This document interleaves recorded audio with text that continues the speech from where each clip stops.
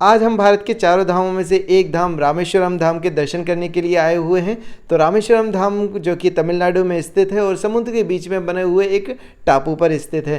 तो आज मैं आपको इस वीडियो में दिखाने वाला हूं कि मंदिर परिसर के अंदर आप किस तरह से जा सकते हैं, अंदर परिसर का किस तरह का माहौल होता है और वहाँ पर कौन कौन से देवी देवताओं के दर्शन करने के लिए हमें मिलते हैं। तो मंदिर परिसर में आते ही सबसे पहले आपको ये बहुत ही खूबसूरत गलियारे से होते हुए जाना पड़ेगा, जो कि वर्ल्ड का सबसे बड़ा गलियारा है। वो बहुत ही अच्छी इसमें कार्विंग की गई है, बहुत ही अच्छी इसमें नक्काशियाँ की गई हैं, बहुत ही अच्छी इसमें पेंटिंग की गई हैं। तो यहाँ से होते हुए हम लोग मंदिर परिसर के अंदर जाते हैं। और अगर आपने 22 कुंडों का स्नान नहीं किया तो सबसे पहले उसका 22 कुंडों का स्नान कीजिए, जिसके वीडियोस हमने पहले ही यूट्यूब पर डाले हुए हैं, तो आप जाकर वो देख सकते हैं। स्नान करने के बाद में यहाँ पर आ जाते हैं मंदिर परिसर में और देख सकते हैं कि यहाँ पर कितनी ज़्यादा भीड़ लगी हुई है। करीबन 2 से 3 घंटे इंतजार करना होता है। और ये देखिए सामने आ चुके हैं हमारे बाबा रामेश्वरम, जो कि एक गर्भ गुफा में बैठे हुए हैं। और हाँ, इन गर्भ गुफा के अंदर किसी भी तरह का कोई भी इलेक्ट्रॉनिक आइटम या फिर जो कि बिजली वगैरह का प्रबंध नहीं है। यहाँ पर लाइट वगैरह आपको नहीं दिखती है। जो भी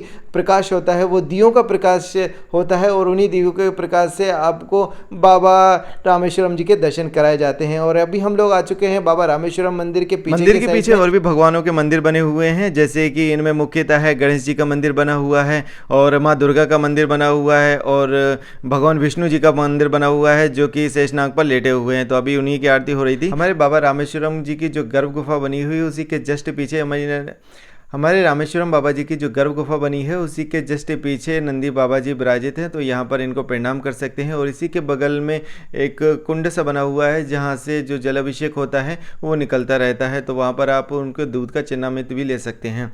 बाकी और आसपास भी देखेंगे तो कई सारे यहाँ पर मंदिर बने हुए हैं। इन सबको मैं नहीं जानता कि कौन कौन से भगवान जी हैं, और क्योंकि यहाँ पर जो भाषा लिखी हुई है वो अधिकतर जो यहाँ की लोकल लैंग्वेज है उनमें लिखा हुआ है, हिंदी और इंग्लिश में नहीं लिखा हुआ है। तो थोड़ी सी प्रॉब्लम होती है पढ़ने में।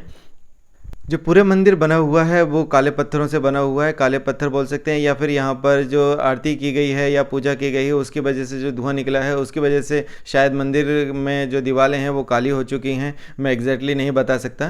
तो ये यहाँ पर बहुत ज़्यादा अंधेरा रहता है और इन्हीं अंधेरों के बीच में आप इन सब भगवान जी का दर्शन कर सकते हैं। दूसरी बात यह है कि आपको यहाँ पर बिल्कुल भी भीड़ देखने को नहीं मिल रही होगी, क्योंकि समय 1 बज चुका था और मंदिर परिसर बिल्कुल बंद हो चुका था। मैं अकेला यहाँ पर रह गया था, तो इस वजह से मुझे ये अपॉर्चुनिटी मिल गई, ये देखने को मिल गया है। सब कुछ दर्शन कर ले, देख सकते हैं ये पूरी कतार खाली पड़ी हुई है और मैं अकेला यहाँ मंदिर के प्रांगण में घूम क्या रहा हूँ, मतलब दर्शन कर रहा हूँ भगवान जी के। और अब हम माता पार्वती जी के दर्शन करने के लिए, जो कि बिल्कुल जो बाबा रामेश्वरम जी बने हुए हैं उनकी गर्भ गुफा बनी है उन्हीं के बगल से होते हुए जाया जाता है रास्ता। तो वहाँ पर आप उनके दर्शन कर सकते हैं। बिल्कुल रामेश्वरम जी के दर्शन जैसे होते हैं सेम उसी तरह से माता पार्वती जी के भी दर्शन होते हैं। उनसे पहले यहाँ पर कुछ इस तरह की मूर्तियाँ मिलती हैं, मुझे एक्चुअली नहीं पता कि ये कौन है। और इसके बाद में फिर हम लोग पहुँच जाते हैं गर्भ गुफा की ओर, जहाँ पर माता पार्वती विराजित हैं। तो माता पार्वती जी के भी यहाँ पर आप बहुत अच्छे से दर्शन कर सकते हैं। और यहाँ पर जो प्रसाद में दिया जाता है वो सिंदूर दिया जाता है और बाबा जो रामेश्वरम जी हैं वहाँ पर भभूत दी जाती है। तो इस तरह से हम लोग यहाँ के दर्शन कर लेते हैं। और जब दर्शन करते हुए बाहर आते हैं तो उस समय ये हमें एक बड़ा सा एक स्तंभ दिखाई देता है, जो कि ऐसा प्रतीत होता है कि मानो सोने से बना हुआ है। और यहाँ पे दर्शन करते हुए इस प्रांगण से होते हुए हम लोग बाहर की ओर निकलते हैं। और यहाँ पर भी कुछ देवी देवता बने हुए हैं जिनके आप लोग दर्शन कर सकते हैं। और यहाँ से बाहर होते हुए जब आप निकलेंगे तो काफ़ी बड़ा सा यहाँ पर गेट बना हुआ है, जिसको पार करते हुए जब आप बाहर निकलते हैं तो यहाँ पर करीबन यहाँ पर 108 शिवलिंग विराजित हैं जिन पे पूजा अर्चना होती है। तो वहाँ पर आप उनके दर्शन कर सकते हैं, उनकी पूजा कर सकते हैं और उनकी पूजा करते हुए आप बाहर आ सकते हैं। बाहर द्वारपाल वगैरह भी बैठे होते हैं। तो यहाँ से होते हुए हम लोग आ जाते हैं जो वर्ल्ड का सबसे बड़ा गलियारा है वहाँ पे होते हुए। अब यहाँ से रास्ते में जाएंगे तो आपको रामेश्वरम मंदिर की ट्रस्ट के द्वारा जो भोजन वितरण किया जाता है, प्रसादी वितरण की जाती है, वहाँ पर आप ग्रहण कर सकते हैं। और इसका बात का ज़रूर ध्यान रखें कि यह 2 बजे तक ही खुला होता है और यहाँ पर काफ़ी ज़्यादा भीड़ हो जाती है और प्रसाद का मिलना थोड़ा मुश्किल हो जाता है। तो आप चाहें तो यहाँ पर नंबर लगा सकते हैं, करीबन 2 से 3 घंटे में आपका नंबर आ जाता है।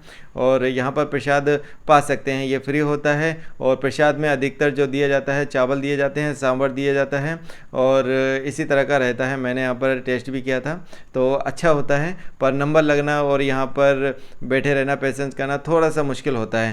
तो आपको बहुत ज़्यादा नीड है तो आप यहाँ पर प्रसाद ग्रहण कर सकते हैं, अन्यथा यहाँ से होते हुए आप बाहर की ओर निकल जाते हैं। प्रांगण के अंदर में ही कुछ दुकानें भी बनी हुई हैं जहाँ से आप पूजन सामग्री का सामान ले सकते हैं और यहाँ पर रुद्राक्ष वगैरह भी मिलते हैं, वो आप ले सकते हैं और भी जो भी पूजा में लगने वाली सामग्री हैं वो यहाँ से ले सकते हैं। तो अब यहाँ से होते हुए हम बाहर निकल जाएंगे और इस तरह से आज हमने रामेश्वरम बाबा के जो धाम था उनके मंदिर के अंदर तक के दर्शन किए हुए हैं। तो होप आप लोगों को अच्छा लगा होगा और अगर अच्छा लगा है तो वीडियो को लाइक ज़रूर कीजिएगा और चैनल को अभी तक सब्सक्राइब नहीं किया तो सब्सक्राइब कर लीजिएगा। मैं संजय हमेशा आपके लिए नई वीडियोज़ लाता रहूँगा। Thank you so much for watching.